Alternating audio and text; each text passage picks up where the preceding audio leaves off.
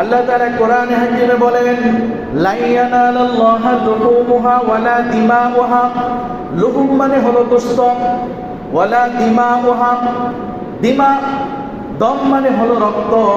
আল্লাহ তাআলা বলেন, লা ইয়ানালাল্লাহা লুহুমুহা, তোমরা কোরবানি করতেছো এই কোরবানির গোশত, এই কোরবানির ওয়ালা দিমাউহা ওয়ালাকিন ইয়ানালুহুত তাকওয়া মিনকুম। আল্লাহ তাআলা বলেন, তোমরা গরু কোরবানি করো, পশু কোরবানি করো, এই পশুর গোশত, এই পশুর মাংস, এই পশুর রক্ত, এই পশুর সৌন্দর্য, এই পশুর কোনো কিছু আমি আল্লাহ তাআলার কাছে পৌঁছায় না।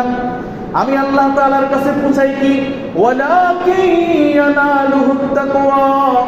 আল্লাহ বলেন, আমি আল্লাহ তাআলার কাছে পৌঁছাই তোমার অন্তরের অবস্থা, তোমার তাকওয়াটা কেমন, তোমার অন্তরের হালাত কেমন, এটা আমার কাছে পৌঁছায়।